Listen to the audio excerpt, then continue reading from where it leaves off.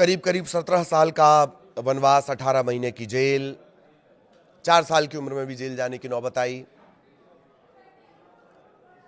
इलाज के नाम पर विदेश भागना पड़ा। ढाका में शेख हसीना की रैली पर ग्रेनेड अटैक, 24 लोगों की मौत, उसके मास्टरमाइंड का आरोप लगा, उम्र कैद की सजा हुई। अस्थिरता का सामना कर रहे, जूझ रहे बांग्लादेश को अब उनसे उम्मीदें हैं। ऐसे तारिक रहमान के बारे में कुछ पॉइंट्स जिन पर चर्चा जरूर होनी चाहिए। 18 महीने वो जेल में भी रहे तारिक रहमान, और अब करीब करीब 35 साल बाद, 3 दशक बाद तारिक रहमान बांग्लादेश के प्रधानमंत्री लगभग ये तय है बनने वाले हैं। नए अध्याय की शुरुआत के तौर पर इसे देखा जा रहा है। तारिक रहमान पूर्व प्रधानमंत्री खालिदा जिया और पूर्व राष्ट्रपति जियाउर रहमान के बेटे हैं। 20 नवंबर 1965 ढाका में जन्म। 1971 में बांग्लादेश की आजादी की जंग के दौरान 4 साल के वो थे। 71 जब बांग्लादेश का जन्म हुआ, सिर्फ 4 साल के वो थे। कुछ समय के लिए उन्हें हिरासत में यानी जेल में रखा गया था। उनकी पार्टी बीएनपी उन्हें युद्ध के समय सबसे कम उम्र के बंदियों में शामिल बताकर सम्मानित भी करती रही है। जियाउर रहमान बीएनपी के संस्थापक रहे। खालिदा जिया 3 बार प्रधानमंत्री रहीं। 1991 में तारिक ने अपनी मां खालिदा जिया को प्रधानमंत्री बनाने में अहम भूमिका निभाई। 17 साल का निर्वासन भी इन्होंने झेला। इलाज के नाम पर ये गए थे, लेकिन डिजिटल तरीके से ये संबोधित करते रहे, एड्रेस करते रहे, कार्यकर्ताओं से लगातार संपर्क में रहे। तारिक रहमान पर दर्जनों आपराधिक मामले हैं, भ्रष्टाचार के मामले, 84 केस। इन सभी में उन्हें दोषी भी बताया गया। एक तरह से राजनीतिक तौर पर दबाने की कोशिश हुई। सैन्य समर्थित अंतरिम सरकार ने मार्च 2007 में तारिक को रातों रात गिरफ्तार भी कर लिया था। 2007 में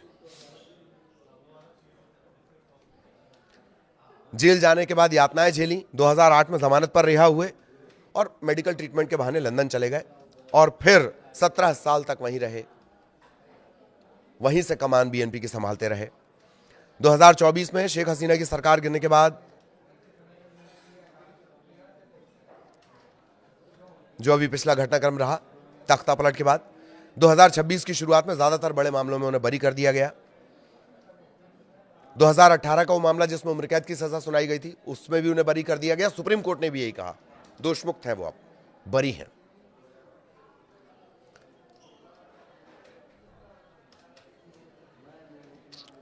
दो 208 सीटों पर बढ़त उनकी चल रही है, और माना यह जा रहा है कि कल तारिक रहमान बांग्लादेश के प्रधानमंत्री पद की शपथ लेंगे 35 साल बाद। इसके बाद से लगातार जो वहां की सत्ता है उनमें या तो खालिदा जिया या शेख हसीना, इनका वर्चस्व रहा। 1988 में जफर साहब के प्रधानमंत्री बनने के बाद से कोई पुरुष प्रधानमंत्री नहीं रहा। यही 2 जो महिलाएं हैं उनके पास ये सत्ता रही, और अब तारिक रहमान प्रधानमंत्री बनने जा रहे हैं। आरोप उन पर भी लगे। जब उनकी मां खालिदा जिया 2001 में तीसरी बार सत्ता में आई तो तारिक पार्टी के प्रभावशाली, पार्टी में उनका जो वर्चस्व है वो बढ़ता गया। ढाका के हवा भवन को उनके नाम से जोड़ा गया। पार्टी के फैसले होते थे। भ्रष्टाचार, घूसखोरी, सत्ता के दुरुपयोग के आरोप लगे। शैडो पीएम उन्हें कहा जाता था, डार्क प्रिंस उन्हें कहा जाता था। और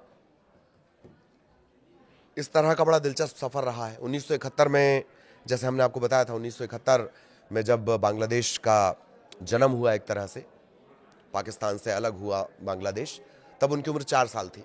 तब उन्हें भी हिरासत में लिया गया था। तो बीएनपी के लोग बड़ा बढ़ा चढ़ाकर इसको बताते हैं। तो सारी चीजें हैं। ये तारिक रहमान, उनका अपना एक अलग किरदार है, और बांग्लादेश की बेहतरी के लिए वो अपने किरदार का किस तरह इस्तेमाल करते, इस पर सबकी नजरें हैं।